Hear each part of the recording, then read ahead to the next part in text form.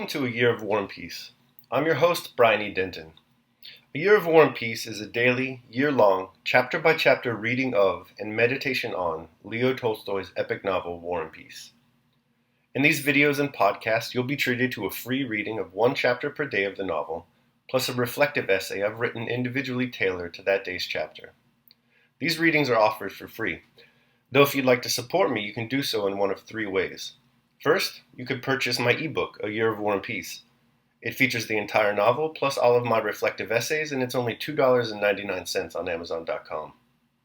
You could also become a patron at patreon.com/BrianEDenton. If you sign up there, you'll receive a sonnet once a month, plus a link to an ebook of my collected sonnets. Finally, if you like, you can make a one-time donation to my PayPal account. The email there is brianedenton@gmail.com. You can also use that email to contact me. I'd be happy to hear from you. Your support is greatly appreciated. Today's reading and reflection is on Chapter 205. Chapter 205. On the 24th of August, the Battle of Shevardino Redoubt was fought. On the 25th, not a shot was fired by either side. And on the 26th, the Battle of Borodino itself took place. Why and how were the battles of Shevardino and Borodino given and accepted? Why was the Battle of Borodino fought? There was not the least sense in it for either the French or the Russians. Its immediate result for the Russians was, and was bound to be, that we were brought nearer to the destruction of Moscow, which we feared more than anything in the world. And for the French, its immediate result was that they were brought nearer to the destruction of their whole army, which they feared more than anything in the world. What the result must be was quite obvious, and yet Napoleon offered and Kutuzov accepted that battle. If the commanders had been guided by reason, it would seem that it must have been obvious to Napoleon that by advancing 1,300 miles and giving battle with the probability of losing 250,000 of his army, he was advancing to certain destruction. And it must have been equally clear to Kutuzov that by accepting battle and risking the loss of 1/4 of his army, he would certainly lose Moscow. For Kutuzov, this was mathematically clear. As it is that if when playing draughts I have one man less and go on exchanging, I shall certainly lose, and therefore should not exchange. When my opponent has 16 men and I have 14, I am only 1/8 weaker than he. But when he and I have exchanged 13 more men, he will be 3 times as strong as I am. Before the Battle of Borodino, our strength in proportion to the French was about 5 to 6. But after the battle, it was little more than 1 to 2. Previously, we had 100,000 against 120,000. Afterward, little more than 50,000 against 100,000. Yet the shrewd and experienced Kutuzov accepted the battle, while Napoleon, who was said to be a commander of genius, gave it, losing 1/4 of his army and lengthening his lines of communication still more. If it is said that he expected to end the campaign by occupying Moscow, as he had ended a previous campaign by occupying Vienna, there is much evidence to the contrary. Napoleon's historians themselves tell us that from Smolensk onward, he wished to stop, knew the danger of his extended position, and knew that the occupation of Moscow would not be the end of the campaign. For he had seen at Smolensk the state in which the Russian towns were left to him, and had not received a single reply to his repeated announcements of his wish to negotiate. In giving and accepting battle at Borodino, Kutuzov acted involuntarily and irrationally. But later on, to fit what had occurred, the historians provided cunningly devised evidence of the foresight and genius of the generals who, of all the blind tools of history, were the most enslaved and involuntary. The ancients have left us a model of heroic poems in which the heroes furnish the whole interest of the story, and we are still unable to accustom ourselves to the fact that in our epic, histories of that kind are meaningless. On the other question, how the Battle of Borodino and the preceding Battle of Shevardino were fought, there also exists a definite and well-known but quite false conception. All the historians describe the affair as follows. The Russian army, they say, in its retreat from Smolensk, sought out for itself the best position for general engagement and found such a position at Borodino. The Russians, they say, fortified this position in advance on the left of the high road from Moscow to Smolensk, and almost at a right angle to it, from Borodino to Utsitsa, at the very place where the battle was fought. In front of this position, they say, a fortified outpost was set up on the Sherardino mound to observe the enemy. On the 24th, we are told, Napoleon attacked the advanced post and took it, and on the 26th, attacked the whole Russian army, which was in position on the field of Borodino. So the histories say, and it is all quite wrong, as anyone who cares to look into the matter can easily convince himself. The Russians did not seek out the best position, but, on the contrary, during the retreat, passed many positions better than Borodino.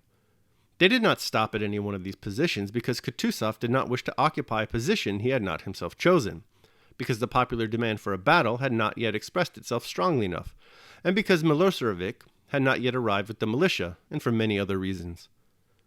The fact is that other positions they had passed were stronger, and that the position of Borodino, the one where the battle was fought, far from being strong, was no more a position than any other spot one might find in the Russian Empire by sticking a pin into the map at hazard. Not only did the Russians not fortify the position on the field of Borodino to the left of and at the right angle to the high road, that is, the position on which the battle took place, but never till the 25th of August, 1812, did they think that a battle might be fought there. This was shown first by the fact that there were no entrenchments there by the 25th, and that those begun on the 25th and 26th were not yet completed, and secondly, by the position of the Sherardino redoubt. That redoubt was quite senseless in front of the position where the battle was accepted. Why was it more strongly fortified than any other post? And why were all efforts exhausted and 6,000 men sacrificed to defend it till late at night on the 24th? A Cossack patrol would have sufficed to observe the enemy. Thirdly, as proof that the position on which the battle was fought had not been foreseen, and that the Sherardino redoubt was not an advanced post of that position, we have the fact that up until the 25th, Barclay de Tolly and Bagration were convinced that the Sherardino redoubt was the left flank of the position, and that Kutuzov himself, in his report, written in hot haste after the battle, speaks of the Sherardino redoubt as the left flank of the position. It was much later, when reports of the Battle of Borodino were written at leisure, that the incorrect and extraordinary statement was invented, probably to justify the mistakes of a commander-in-chief who had to be represented as infallible. That the Sherardino redoubt was an advanced post, whereas in reality it was simply a fortified point on the left flank, and that the Battle of Borodino was fought by us on an entrenched position previously selected, whereas it was fought on a quite unexpected spot, which was almost unentrenched. The case was evidently this. A position was selected along the river Kolacha, which crosses the high road not at a right angle, but at an acute angle, so that the left flank was at Sherardino, the right flank near the village of Novo, and the center of Borodino at the confluence of the rivers Kolocha and Vojna. To anyone who looks at the field of Borodino without thinking of how the battle was actually fought, this position, protected by the river Kolacha, presents itself as obvious for an army whose object was to prevent an enemy from advancing along the Smolensk road to Moscow. Napoleon, riding to Valevo on the 24th, did not see, as the history books say he did, the position of the Russians from Utsitsa to Borodino. He could not have seen that position, because it did not exist. Nor did he see an advanced post of the Russian army. But while pursuing the Russian rearguard, he came upon the left flank of the Russian position at the Sherardino redoubt, and unexpectedly for the Russians moved his army across the Kolacha. And the Russians, not having time to begin a general engagement, withdrew their left wing from the position they had intended to occupy, and took up a new position, which had not yet been foreseen and was not fortified. By crossing to the other side of the Kolocha, to the left of the high road, Napoleon shifted the whole forthcoming battle from right to left, looking from the Russian side, and transferred it to the plain between Utitsa, Sminovitz, and Borodino, a plain no more advantageous as a position than any other plain in Russia, and there the whole battle of the 26th of August took place. Had Napoleon not ridden out on the evening of the 24th to the Kolocha, and had he not then ordered an immediate attack on the redoubt, but had begun the attack next morning, no one would have doubted that the Sherardino redoubt was the left flank of our position, and the battle would have taken place where we expected it. In that case, we should probably have defended the Sherardino redoubt, our left flank, still more obstinately. We should have attacked Napoleon in the center or on the right, and the engagement would have taken place on the 25th, in the position we intended and had fortified.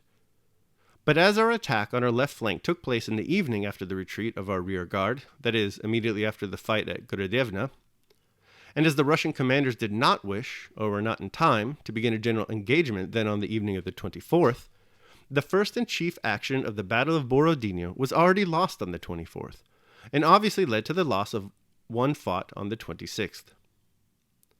After the loss of the Shevardino redoubt, we found ourselves on the morning of the 25th without a position to our left flank, and were forced to bend it back and hastily entrench it where it chanced to be. Not only was the Russian army on the 26th defended by a weak, unfinished entrenchment, but the disadvantage of that position was increased by the fact that the Russian commanders, not having fully realized what had happened, namely the loss of our position on the left flank and the shifting of the whole field of the forthcoming battle from right to left, maintained their extended position from the village of Novo to Utitsa, and consequently had to move their forces from right to left during the battle.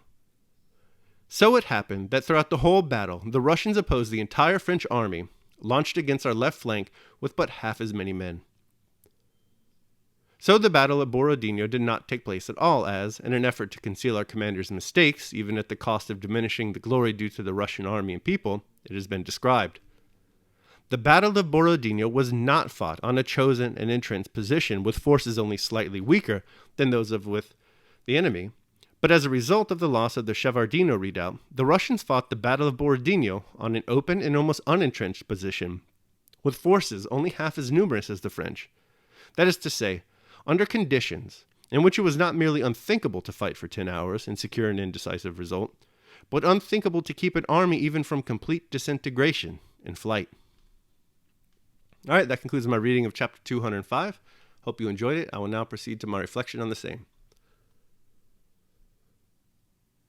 A Year of War and Peace, Day 205.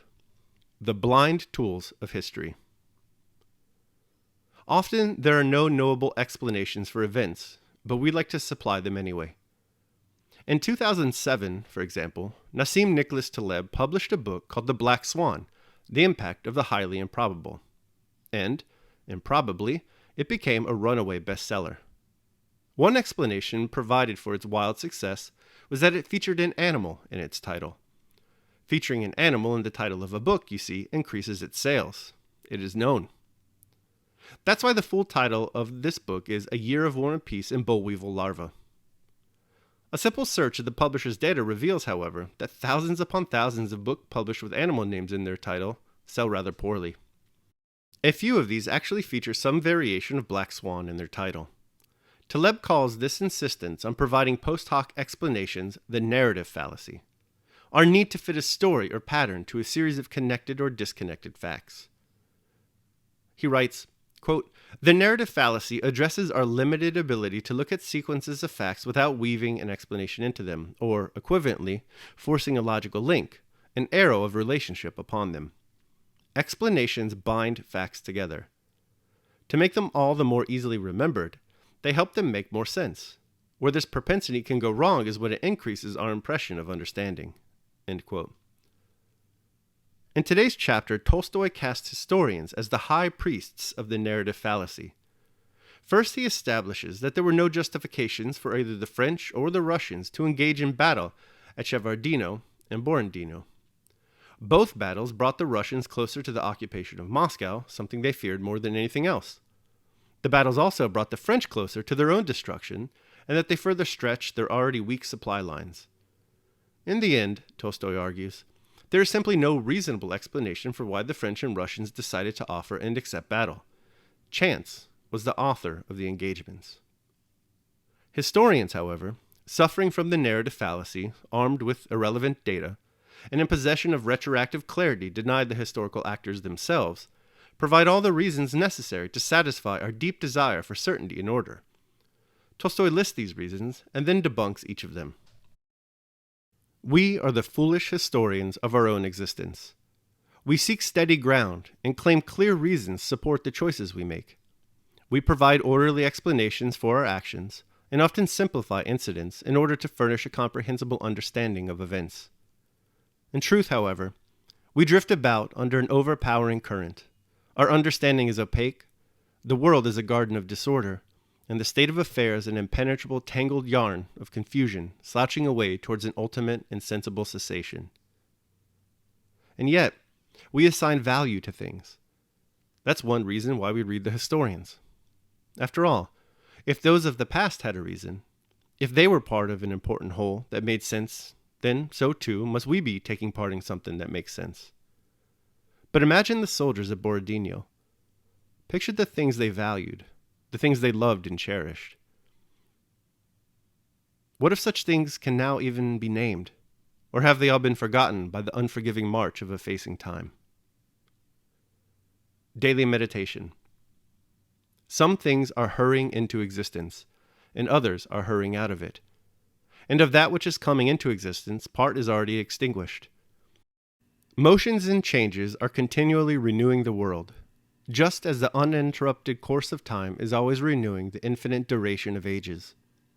And this flowing stream, then, on which there is no abiding, what is there of the things which hurry by, on which a man would set a high price? Marcus Aurelius, Meditations. All right, that concludes my reading of and reflection on chapter 205. This reflection in particular is probably my favorite that I wrote of the whole series. I hope you enjoyed it too. If you did, remember that you can support me by either purchasing the ebook, A Year of War and Peace, becoming a patron at patreon.com, or making a one-time donation at PayPal. The links to all that are down below in the show notes. Tomorrow, we will be continuing our reading and reflection on War and Peace by reading and reflecting on chapter 206. I hope you'll join me. Until then, take care of yourselves and others.